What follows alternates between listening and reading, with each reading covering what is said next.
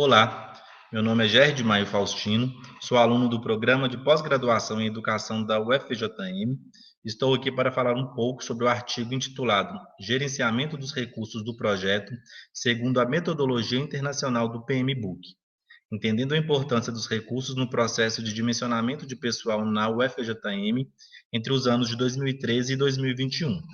Este artigo foi escrito por mim e pelos professores Dr. Altamir Fernandes de Oliveira e Dr. João Antônio Gomes Pereira. De acordo com o PMI, ou PMBOK, um projeto ele é um esforço temporário empreendido para criar um produto, serviço ou resultado exclusivo. O PMBOK ele é um manual adotado em todo o mundo e reúne um conjunto de práticas em gerências de projeto, definindo o trabalho que deve acontecer durante todo o ciclo de vida de um projeto. O gerenciamento de projetos, ele constitui-se como ferramenta necessária para que as organizações públicas e privadas consigam de forma eficaz e eficiente alcançar sucesso na condução de seus processos e recursos, sejam eles humanos ou materiais. A ideia de um projeto macro construído organizacionalmente a partir de entregas mapeadas e conhecidas, constitui-se no princípio balizador do dimensionamento da força de trabalho, ferramenta que a UFVJM vem há anos buscando implementar. Embora as ações anteriores não tenham produzido resultados satisfatórios acerca do mapeamento das necessidades de pessoal, com a criação de modelos que contemplem a realidade da instituição, uma nova ação está em curso desde 2013. Nesse sentido, a problemática do artigo constitui-se em entender o motivo pelo qual todas as tentativas de implementação do dimensionamento da força de trabalho não se concretizaram. Diante do exposto, esse artigo ele contribui para o debate sobre a importância do gerenciamento de recursos nos processos de dimensionamento da força de trabalho na UFVJM, utilizando como base os conceitos apresentados na sexta edição do Guia PMBOK, publicado em 2017. Trata-se de uma pesquisa exploratória, bibliográfica e documental, que utiliza das legislações, dados oficiais e estudos relacionados, bem como os conceitos sobre gerenciamento de recursos abordados no capítulo 9 do PMI. Gerenciar recursos significa identificar, adquirir e gerenciar os recursos necessários para a conclusão de um projeto bem-sucedido. Esses processos ajudam a garantir que os recursos certos, estarão disponíveis para o gerente do projeto e para toda a sua equipe na hora certa e no local correto. Após a análise a revisão bibliográfica, nós chegamos aos seguintes resultados. A pesquisa ela vem demonstrando que a UFJM não utiliza nenhuma ferramenta de gestão de projetos nos processos de dimensionamentos analisados, o que ajuda a explicar a dificuldade de aplicação da metodologia. Em relação ao gerenciamento de recursos, observamos que ao longo do processo em curso, os gestores não utilizaram nenhum dos processos de gerenciamentos elencados no PMI de 2017. Salienta também que não foi definido o escopo nem o levantamento dos requisitos necessários para a realização do projeto. Quanto aos membros designados para compor a equipe responsável pelo projeto, não houve critérios técnicos para a sua designação, o que gerou diversas mudanças na composição, bem como a descontinuidade das estratégias que haviam sido adotadas. Outro fator de relevância para o processo diz respeito à ausência de definição de um cronograma para a execução de cada etapa do processo e a inexistência de datas para as coletas dos dados e entregas parciais. Destaca-se, por fim, a inexistência de gerenciamento de riscos, bem como quais medidas seriam adotadas, caso eles viessem a acontecer. Nesse sentido, as ferramentas e técnicas de gestão de projetos mais adequadas ao caso foram devidamente trabalhadas, para que fosse promovida a melhoria desta ação na UFVJM, com as devidas sugestões que a gente vai apresentar agora. A gente sugere que a definição das equipes sejam baseadas em critérios técnicos, que seja definido o cronograma, mesmo que ele seja sucinto e necessite de alteração ao longo do projeto. Que seja delegado competências, atribuições aos membros da equipe, considerando que esse processo ele permite maior agilidade na realização das tarefas. Se possível, né, fazer o uso da matriz RACE, uma matriz de responsabilidades, onde você delega responsabilidades para todos os membros da equipe. Sugerimos também que fosse definido um escopo do projeto, mesmo que ele fosse sucinto, bem como que fosse estimado quais seriam os recursos necessários, né, para a condução do projeto. Sugerimos também que fosse elaborado, né, a estrutura analítica do projeto, né, ou do processo, visto que ela consegue mostrar ao líder, ao gerente de projeto, né, que em qual etapa está cada atividade. Por fim, né, sugerimos que fossem promovidos treinamentos, né, voltados para a parte de gerenciamento de conflitos, técnicas de gestão e liderança. Aqui estão as referências, né, que foram utilizadas para a elaboração do artigo. Muito obrigado a todos. Desse trabalho é fotoanodo dióxido de cobre 1 e óxido de cobre 2 bifuncional aplicado em fotobateria de zinco-ar. Os autores são Bárbara Antunes Cunha Sá, Tatiana Santos Andrade, Márcio César Pereira. Eu sou a Bárbara e irei apresentar esse trabalho.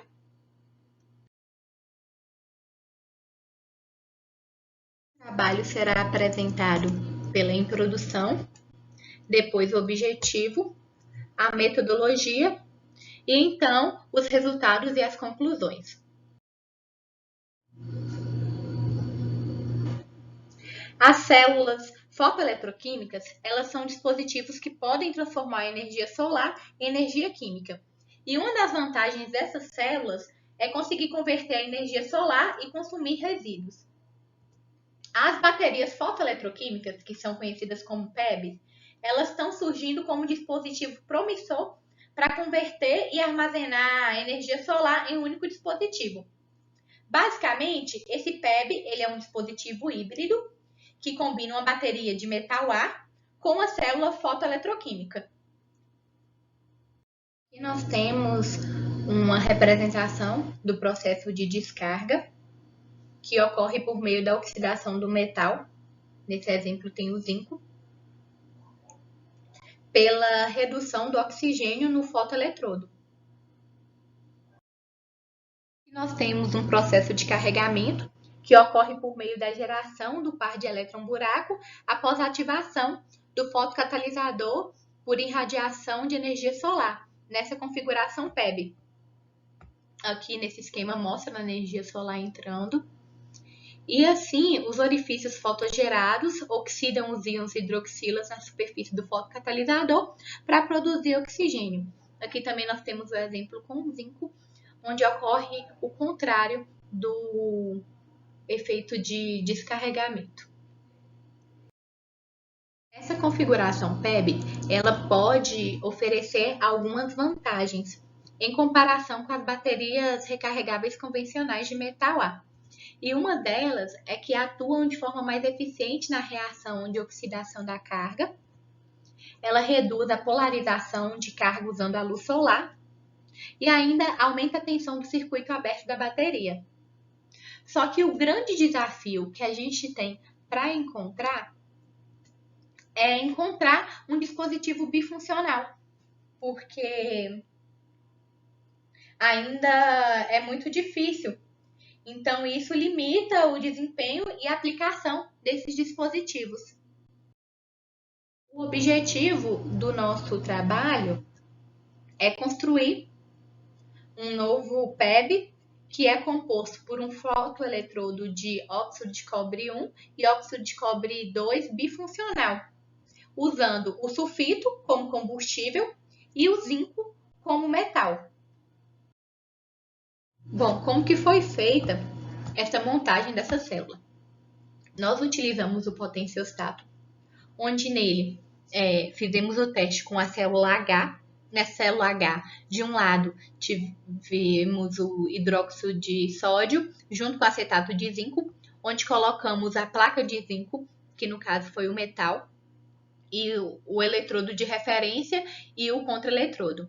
Enquanto do outro lado, nós colocamos o sulfito, onde tinha a placa contendo óxido de cobre 2 e óxido de cobre 1, e o eletrodo de trabalho.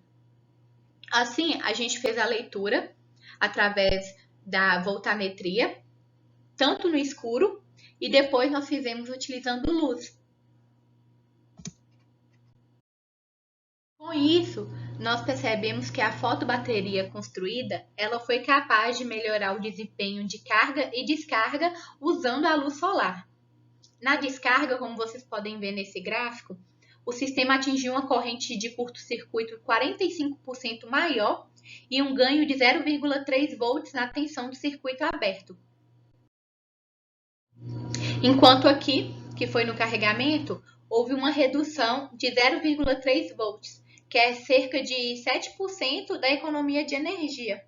Com isso, a gente pôde perceber que esses resultados trouxeram novas perspectivas para o desenvolvimento de baterias fotoeletroquímicas mais avançadas. Aqui nós temos as referências e eu gostaria de agradecer a todos pela atenção e agradecimento especial na UFVJM, a CNPq, a FAPEMIG e o CAPES. Muito obrigada. Boa tarde a todos, meu nome é Mirlene de Oliveira Ottoni e hoje estou aqui para apresentar o trabalho intitulado Como Fermentação Alcoólica utilizando a linhagem Candidotopsilose UFVJM 4G e hidrolisado hemicelulósico. Esse trabalho foi realizado por mim, pela professora Lília de Araújo Pantoja, pelo professor Alexandre Soares dos Santos e pelas alunas de iniciação Emily Rafaela de Souza Rocha e Clara Justo Pimentas. Todos nós somos pertencentes à instituição UFVJM. Nos últimos anos, vem existindo a crescente preocupação em encontrar uma fonte de energia estratégica capaz de minimizar a dependência energética atual, bem como proporcionar condições ambientais mais saudáveis à vida. Visando, né, essa fonte de energia, a que vem crescendo entre os pesquisadores, é a fonte de energia bioetanol. Né? O bioetanol, atualmente, ele é comercializado através de matérias-primas provenientes de fontes alimentares vegetais, como amiláceas e açucaradas. Essas fontes de energia, por exemplo, que vem utilizado no mercado, é a cana-de-açúcar, que quando processada, libera a bagaço de cana-de-açúcar e um caldo rico em glicose, que é convertido pelo micro-organismo Saccharomyces cerevisiae em bioetanol. Contudo, esse bagaço de cana, ele pode ser utilizado para estabilizar e aumentar a competitividade dessa fonte de energia com o petróleo. Então, vocês podem observar que, pela figura, que essa biomassa, conhecida como biomassa vegetal lignocelulósica, ela é composta por fibras vegetais entrelaçadas, né, que é a hemicelulose, a celulose e a lignina. Como vocês podem observar, né, a celulose e a hemicelulose são polissacarídeos que, quando degradados, eles também podem ser utilizados para essa estabilização comercial. A celulose, ela já pode ser utilizada com o micro-organismo Saccharomyces cerevisiae, contudo, a hemicelulose não apresenta ainda um micro-organismo capaz de fermentar todos esses açúcares pertencentes e ainda serem capazes de resistir a altas concentrações de subprodutos inibidores do processo celular. Vale a pena dizer que essas fibras, essas biomassas lignocelulósicas, elas precisam passar por um pré-tratamento para serem desfragmentadas e serem utilizadas como potencial para a produção de bioetanol. E esse processo gera também inibidores do processo de crescimento celular. Então, por isso, existem estudos, né, atualmente de micro-organismos modificados geneticamente que consigam suportar essas altas concentrações e consigam converter os monômeros principais, que é principalmente a xilose, né, da hemicelulose nesse processo para a produção de bioetanol, ou como o nosso trabalho, que vem buscando novos micro-organismos nativos que apresentam essas características. Então, o trabalho atualmente visa encontrar essas novas espécies com essas características e como vocês podem ver, foi analisado a linhagem Candida ortopsilose UFV-JM 4G, que foram colocados em processos fermentativos conduzidos no meio elaborado da fração hemicelulósica da torta de caroço de algodão. Aqui nós trouxemos as características macroscópicas dessa linhagem, onde apresenta um aspecto cremoso, coloração creme, superfície bordas lisas e um perfil achatado. Ao lado, apresenta o aspecto microscópico dessa linhagem, onde apresenta leveduras, células leveduriformes, alongadas ou ovaladas em brotamentos unipolar. Esse cultivo foi feito em 24 horas em um meio YEPMX. Bom, a nossa metodologia se inicia no processo de obtenção dos hidrolisados hemicelulósicos. Como vocês podem ver, a torta de caroço de algodão passou por um pré-tratamento, onde colocamos a solução ácida diluída a 8%, esse ácido foi ácido sulfúrico, onde fizemos uma razão sólido e líquido de 31% e foi feito em autoclaves com temperatura de 121 graus Celsius ATM por 4 horas. Esse hidrolisado formado, então, passou por um processo de caracterização química e o seu remanescente, seus tecidos sólidos, também passou por uma caracterização química, a fim de analisar a eficiência desse processo de pré-tratamento. Após essa obtenção, passamos para a segunda etapa, onde iríamos analisar o tratamento com 5% de carvão ativado.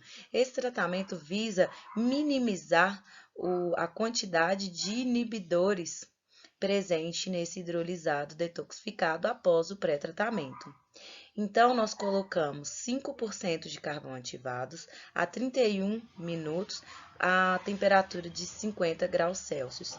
Assim, obtivemos o hidrolisado detoxificados e para os testes posteriores, comparamos com o hidrolisado não detoxificados.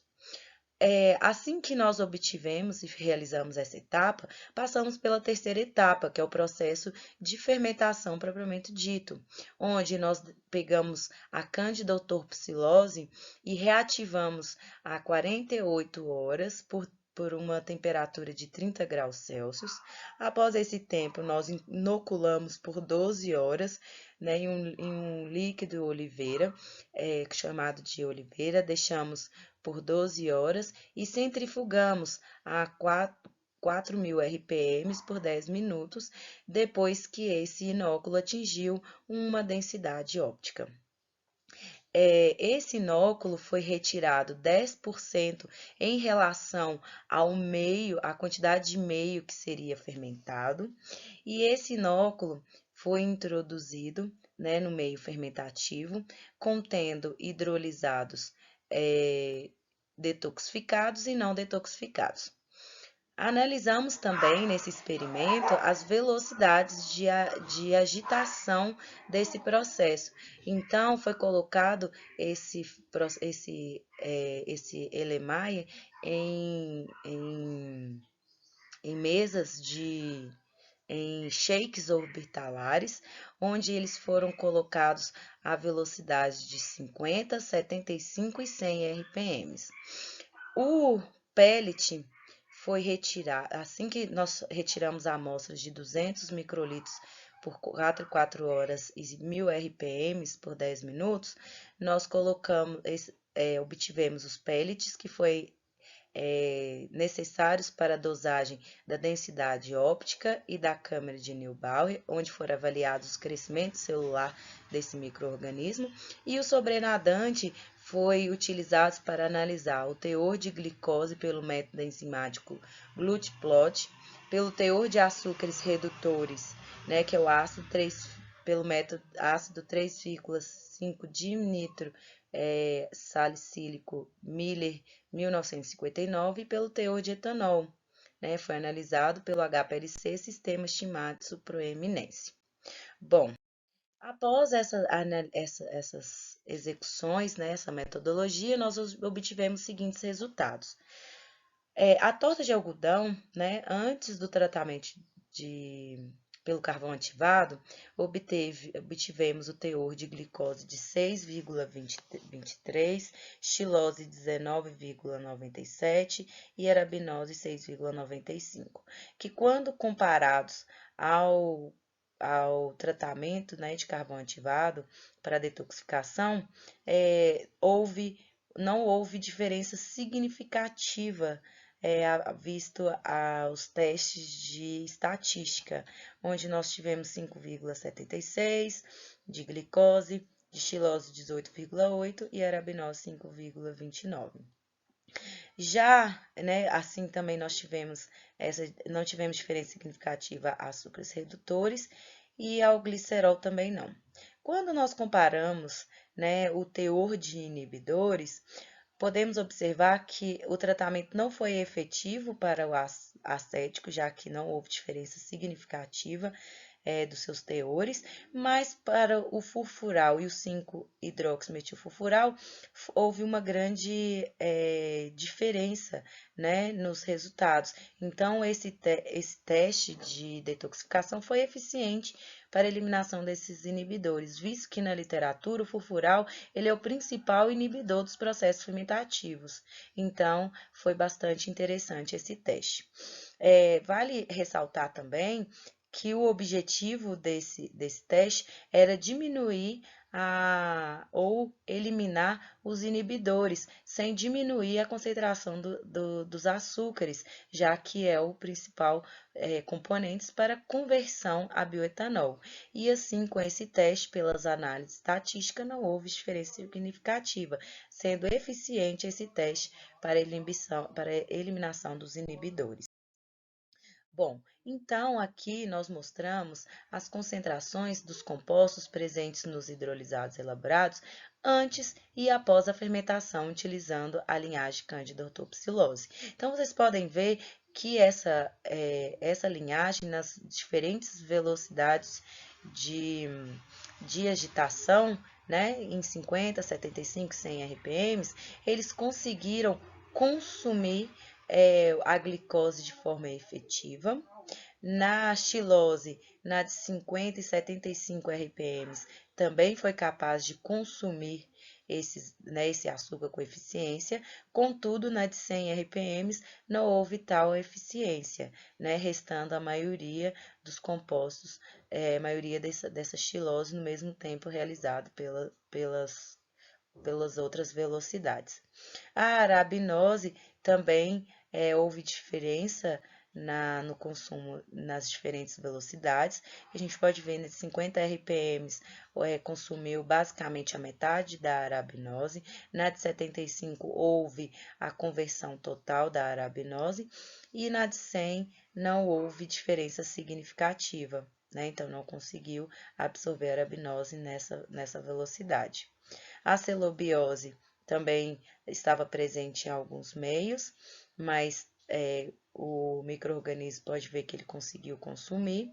E o que é interessante é que esse micro-organismo, em vista aos inibidores, eles não conseguiram converter com tanta eficiência o ácido acético, né? Consumir o ácido acético, mas os demais houve a conversão total dos inibidores, tá?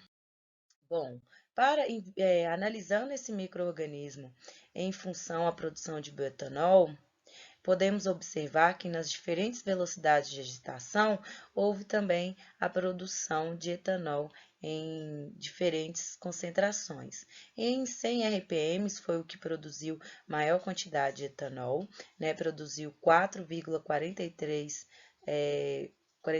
436 gramas por litro de etanol. Em 75 RPMs houve uma conversão dos açúcares em 2,774 gramas por litro de etanol e em 50 RPMs foi de 1,976 gramas por litro de etanol, sendo então a melhor conversão em 100 RPM. Vale ressaltar, né, que de acordo pelos parâmetros fermentativos, né, da Candida ortobacillose, A Cândida ela foi capaz de converter mais eficiente nas 100 RPMs. Vale lembrar que nessa rotação, o micro-organismo não consumiu totalmente a xilose e a arabinose, né, visando ter mais necessidade de realizar mais testes com essa velocidade.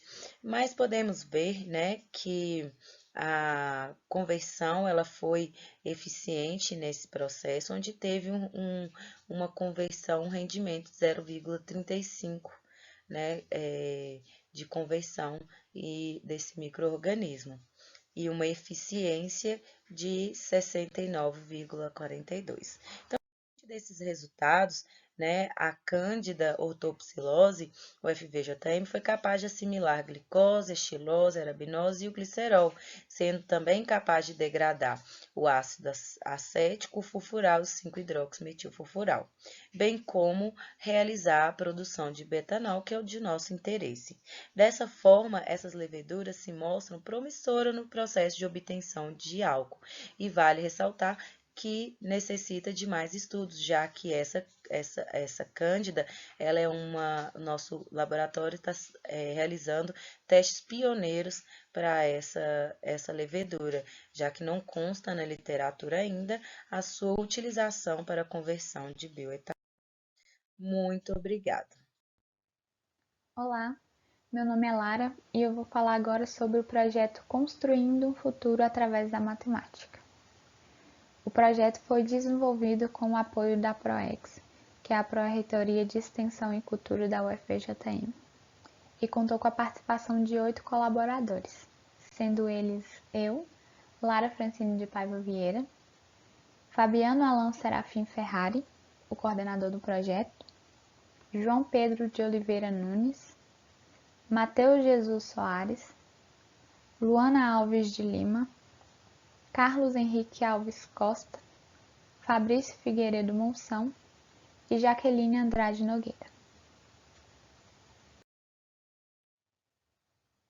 Bem, de acordo com a PPI da UFVJM, a instituição está comprometida com a transformação da realidade socioeconômica e com a redução das desigualdades que permeiam as regiões nas quais se insere. No campus de Janaúba, na região norte de Minas Gerais, um dos maiores desafios é aumentar a taxa de ocupação dos cursos. Um dos problemas, e não o único, que acarretam isso, está na dificuldade dos estudantes com a matemática. As carências no aprendizado da matemática podem levar os estudantes ao abandono escolar antes mesmo da conclusão do ensino médio ou até mesmo do ensino fundamental. E muitos alunos que conseguem concluir o ensino médio possuem deficiências graves em matemática e dificuldades de realizar operações matemáticas simples. Pensando em maneiras de reverter essa situação, houve a criação do projeto Construindo o Futuro através da Matemática, que tem o objetivo de corrigir as distorções de aprendizado na matemática dos alunos de ensino médio e de mostrar a importância da matemática no nosso dia a dia. Agora eu vou falar sobre a metodologia utilizada no projeto. Para que os objetivos propostos fossem atendidos, foram feitas aulas de reforço escolar em matemática para alunos do Abrigo Municipal de Janaúba e para alunos do primeiro ano do ensino médio da Escola Estadual Joaquim Maurício. O projeto trabalha com atividades lúdicas que auxiliam no processo da desconstrução da visão ruim que se tem da matemática, além de despertar uma maior curiosidade e interesse de participação do projeto por parte dos alunos, levando assim uma aprendizagem mais fácil e prazerosa. Para a realização das atividades no ensino remoto, foram utilizadas as plataformas online de ensino, sendo elas Google Meet e o Jamboard. A utilização das plataformas de ensino online foram essenciais na realização das atividades. Durante todo o tempo, foi possível aprender mais a utilizar a plataforma Jamboard, que nos auxiliou nesse período remoto, onde as atividades elas tiveram que ser adaptadas. Com a plataforma, foi possível desenvolver atividades dinâmicas e interativas, que eram os pontos mais cruciais e difíceis de serem atingidos com o ensino à distância. Durante todo o projeto, foram executados com os alunos várias atividades lúdicas com foco na matemática, voltadas em matérias que eles possuem maior dificuldade e no aprimoramento do raciocínio lógico. Dessa forma, foram desenvolvidos jogos de tabuleiro matemático com equações e questões de raciocínio lógico, jogos de carta com questões de logaritmo e equações exponenciais, dinâmicas musicais, batalhas navais e atividades sobre proporção.